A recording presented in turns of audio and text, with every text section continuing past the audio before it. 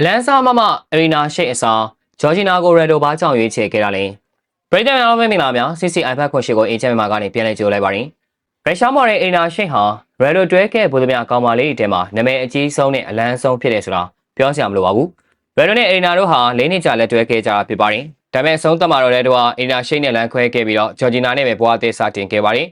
်ဒါဆိုရင်ရဒိုတယောက်အရီနာရှိအစားဂျော်ဂျီနာကိုဘာကြောင့်ရွေးချယ်ခဲ့တာလဲလင်းနေကြလက်တွဲလာခဲ့ပြီးတဲ့နောက်ရဒိုဟာရုရှားမော်တဲ့အင်နာရှိနဲ့လမ်းခွဲခဲ့ပါတယ်။သူတို့စုံတွေကတကယ်ကိုပျော်ရွှင်စရာကောင်းတဲ့အတွဲလေးတွေဖြစ်ခဲ့ပြီးရဒိုကအင်နာရှိကိုဘွားနဲ့တွဲပေါ်ဖြစ်ရွေးချယ်လိမ့်မယ်လို့ပရိသတ်တွေတော်တော်များများကထင်ခဲ့ကြတဲ့အထိချစ်ခဲ့ကြတာပါ။ဒါပေမဲ့အင်နာကဘလို့မှထင်မှမထားတဲ့ပြုမှုတစ်ခုကိုကျူးလွန်ခဲ့ပါတယ်။အင်နာကရဒိုရဲ့နောက်ကွယ်မှာဖောက်ပြန်ခဲ့တာတော့မဟုတ်ပါဘူး။ဒါပေမဲ့တစ်ခါကျရင်ချစ်သူစုံတွေကြားမှာဖောက်ပြန်တာထက်ပိုပြီးတော့ဆွေးရတဲ့အခြေအနေတွေရှိနေတတ်ပါတယ်။အင်နာကလည်းဒီလိုပါပဲ။အင်နာပြုလုပ်ခဲ့တဲ့အပြုမှုကရဒိုရဲ့အမေဒေါ်လာရက်အပေါ်မှာမလေးမစားဆက်ဆံခဲ့တာပဲဖြစ်ပါတယ်။ရဒိုကသူ့အမေရဲ့အသက်60ပြည့်မွေးနေ့အတွက်လုပ်ပေးခဲ့တဲ့ surprise party ကိုအီနာကတက်ရောက်ပေးဖို့ညှင်းဆန်ခဲ့ပါတယ်။ဒါဟာရဒိုအတွက်ဘယ်လိုမှလက်ခံပေးလို့မရတဲ့စော်ကားမှုတစ်ခုဖြစ်ခဲ့ပါတယ်။ရဒိုရဲ့မိသားစုဝင်တယောက်ရဲ့ပြောပြချက်အရအီနာဟာရဒိုကိုသူနဲ့ရဒိုရဲ့အမေနှစ်ယောက်တည်းကတယောက်ကိုရွေးချယ်ခိုင်းခဲ့ပါတယ်။အားလုံးသိတဲ့အတိုင်းရဒိုကမိခင်ဖြစ်သူကိုအင်မတန်ချစ်ပြီးတော့လေးစားသူဖြစ်ပါတယ်။ဒါကြောင့်လည်းရဒိုကစဉ်းစားကြမလို့ပဲမိခင်ဖြစ်သူပဲရွေးချယ်ခဲ့ပါတယ်။ဒါပြင်ရဒိုရဲ့မိခင်ဒေါ်လာရက်ကိုရိုင်းကလည်းအီနာရှိဟာရဒိုရဲ့သားအတွက်အားကိုးရတဲ့မိခင်တယောက်ဖြစ်မနိုင်ဘူးလို့ဆိုလိုခဲ့တာဖြစ်ပါတယ်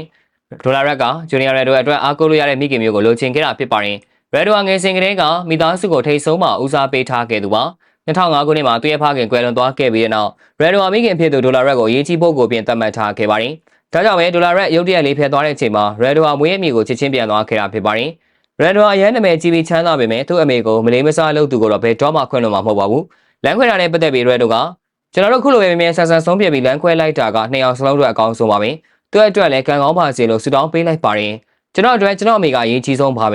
ကျွန်တော်အမေကကျွန်တော်ကိုအိမ်သာဆေးပြီးတော့ဘောကန်ဖို့အတွက်ဖက်နဲ့ဝယ်ပေးခဲ့တာကျွန်တော်စားဖို့အတွက်အစားအသောက်တွေဝယ်ပေးခဲ့တာပါဆိုပြီးတော့ပြောဆိုသွားခဲ့ပါတယ်အိမ်နာကလည်းရဒိုနဲ့ပတ်သက်ပြီးတော့ကျမအတွက်ယောက်ျားတစ်ယောက်ဟာရိုးသားတဲ့သူဖြစ်ဖို့လိုပါတယ်ကျမကြိုက်တဲ့ယောက်ျားမျိုးဟာသူ့ချစ်သူအပေါ်သစ္စာရှိတဲ့သူလည်းဖြစ်ရပါမယ်ဒါကယောက်ျားလေးတွေမှာရှိတဲ့အရေးချင်းတည်းဖြစ်တယ်လို့ပြောဆိုခဲ့ပါတယ်ရဒိုနဲ့ပြန်ပြီးတိတ်မချခင်မှာတော့အိမ်နာရှိဟာဟောလိဝုဒ်နာမည်ကြီးတယောက်ဆောင်ဘရက်ဒလီကူပါနဲ့ချစ်ကြိုးတွေ့ခဲ့ပါတယ်ရဒိုကတော့တယောက်တည်းဘွားကိုဆက်လက်ဖြတ်တန်းခဲ့ပါတယ်ဒီလိုနဲ့2016ခုနှစ်နေရာဒီအားလျက်တရက်မှာရဒိုဟာမက်ထရီမြို့မှာရှိတဲ့ဂူချီဆိုင်ကိုသွားခဲ့ပါတယ်အဲဒီအချိန်မှာသူ့ဘဝတစ်ခုလုံးကိုပြောင်းလဲပေးနိုင်မယ့်အမျိုးသမီးတစ်ယောက်နဲ့တွေ့ခဲ့မယ်ဆိုတာရဒိုတယောက်ကြိုပြီးတော့မသိရှိခဲ့ပါဘူးရဒိုဟာဂူချီရောင်းဆိုင်ကဝန်ထမ်းမိန်းကလေးဂျော်ဂျီနာရိုဒီကိုနဲ့တွေ့ဆုံခဲ့ပါတယ်ဂျော်ဂျီနာရဒိုအတွက်ပြည့်ပြည့်စုံတဲ့ဘဝလက်တွဲပေါ်လေးဖြစ်ခဲ့ပါတယ်ဒါအပြင်ဂျော်ဂျီနာဟာရဒိုရဲ့မိခင်ဖြစ်သူဒေါ်လာရက်အပေါ်မှာလည်းလေးစားမှုပြည့်ရှိခဲ့တာကြောင့်ရဒိုကစိတ်ချမ်းသာခဲ့ရပါတယ်ရဒိုခက်ခဲတဲ့အချိန်တိုင်းမှာဂျော်ဂျီနာကအမြဲတမ်းစပေါ့လုပ်ပေးခဲ့ပါတယ်။ဘေးနားမှာနေပြီးအားပေးခဲ့တယ်။ကြာရှုံးမှုတွေကြော်လာတိုင်းမှာလည်းနှစ်သိမ့်ပေးတယ်။2019ခုနှစ်တုန်းကအင်တာဗျူးစီစဉ်တစ်ခုမှာ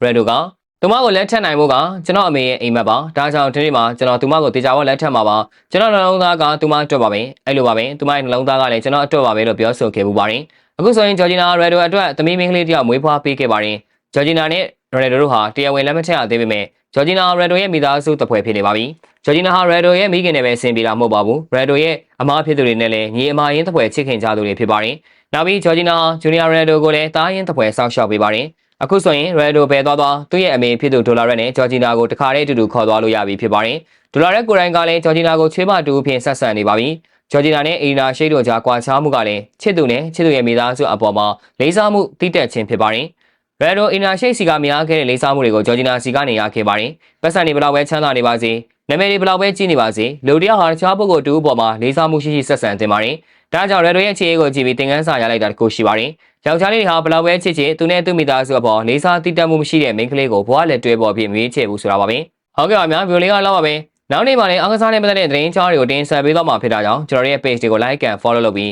ဒီဗီဒီယိုလေးကိုလည်း share ပေးကြပါဦးလို့ပြောရင်းနဲ့အနီကုန်းချုပ်လိုက်ရပါတယ်ခင်ဗျာ။